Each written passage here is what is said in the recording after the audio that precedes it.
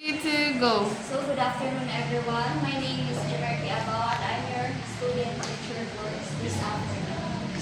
So, my topic is all about biological factors, non-microbial, and pest-related spoilage. So,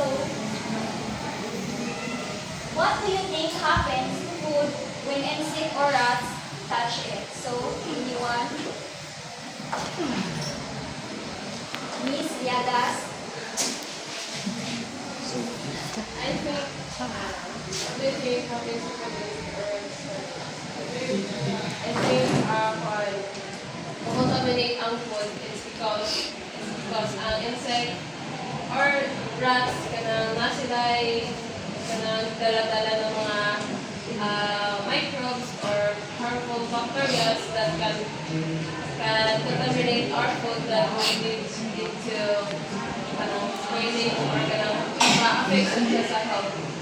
Yes. So, ang rat is nagdasidya o ang rats and insect is nagdasidya o bacteria nga mao'y maka-contaminate sa food. Next is, do you think the food is still safe to eat if it has already been bitten by an insect or rodents? Mr. Bio? Kasi karon kung ang insect sa fly niya nag-inula nga ipaakan ang pagkaon di kan siya bilang sa inyo dapat pang kaya rat mo mabis therapist makakaw sa tao mo bibigyan. Yes, thank you. So, action of insects and rodents. So, first is divide and eat the food. So, di ba ang ila guys, kuya sila pili. Bisan sa ilang kanon, mga talin-talin nga pagkaon, yes, sabon. Kung sa padra, even mga processed food is kaya nila abrihon, mga basura. Yes, bisan na sila sa maling aparador, nag-abri, di ba nila makaon. So, the danger is they leave behind saliva, ilang lawa, urine, hair, and droppings na maunang maka-daog sa tao nga ang food mahimo na nga sa man. Contaminate. So, mga yung example sa insects and rodents sa food. So, plant and animal enzyme. So, what is plant enzyme? So, Miss Bear, what is plant enzyme?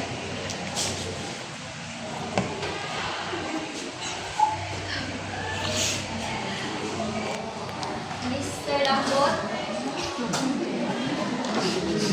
In your own idea, Ras.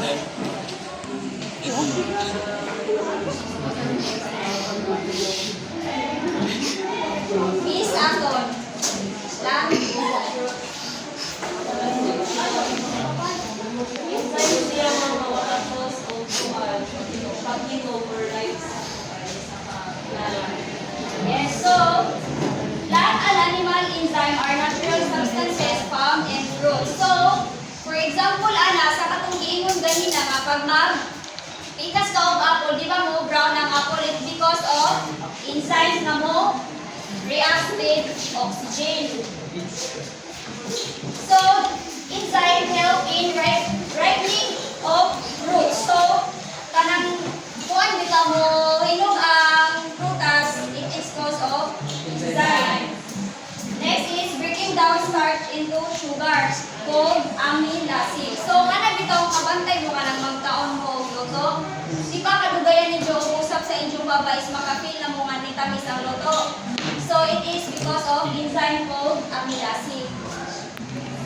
Next is softening of fruits and vegetables. So, kanang muhulog ang mga prutas, muhulog guys, host gihapon na host gihapon siya sa enzyme called pectinase. So, what are animal enzyme? Miss Milurine?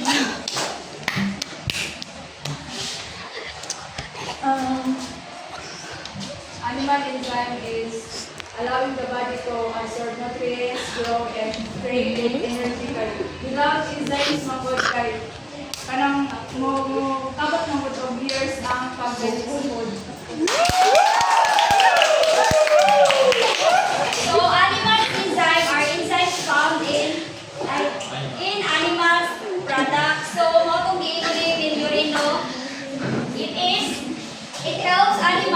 digest food para kato ilang gikaon is ilan ang makuha sa ilang gawas. Dili ka na ilang murag para na sila energy. Ingana ba? Next is cross-contamination. Mr. Ella, what is cross-contamination?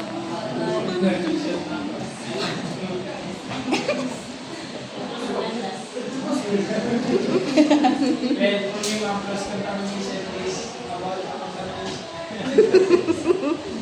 Oh, I don't know. Miss Winner.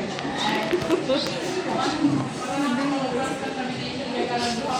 Ay, lahat din lang tapos contaminate. Yes, Mr. Rio. Cross-contamination, example, ang langaw. Example, ang langaw ng tungko sa pagkaos. Sasos na sa pagkaon. Itungko sa isang pagkaon, pesto pa.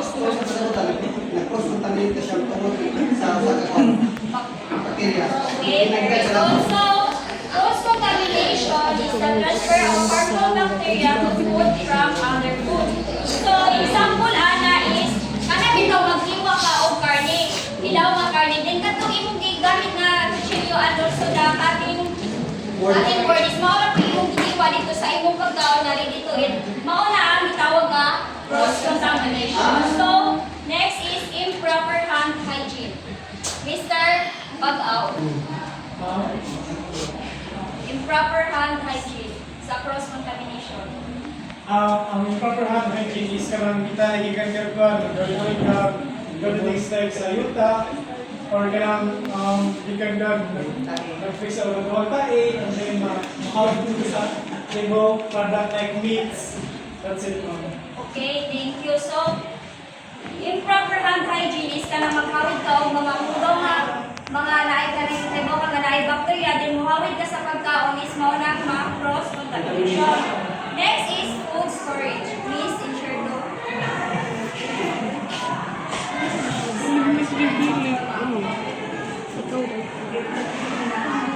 Sa refrigerator na naay ka rin o mga balls na pagkaon sa first contamination yan.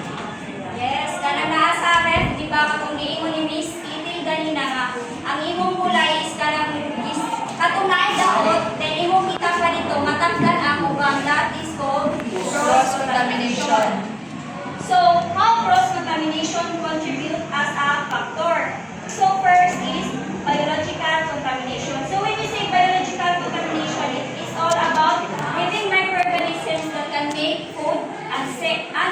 So, example, ana is walang mga bacteria, fungi, sa common viruses. So, nakita na nakuha ko na si Jatro sa iyang baho. Next is chemical contamination. What is chemical contamination, Mr. Pagaura? Chemical contamination. Well, ang chemical contamination is dahil din siya sa biological contamination. Wherein, chemical contamination mostly kita na to sa mga kuwan. Chemicals. Oh yes, chemical. Nice. Chemical sa mga liquid. Yes, sa mga moisture. At ang chemical, well, ang biological is kita na to na siya sa mga foods na hindi siya sa dry.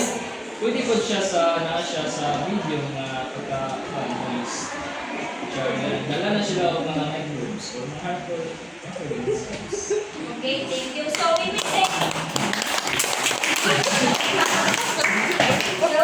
chemical contamination na is, for example, is nakay pagkaon sa lamisa. Then, ang lamisa is tayo mga langaw, nag-spray ka o para insecticide bitaw. So, mga batawag na chemical contamination.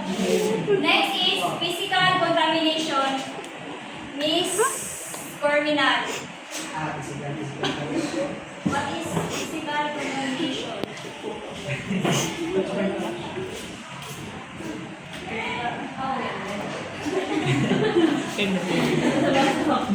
Ang physical contamination.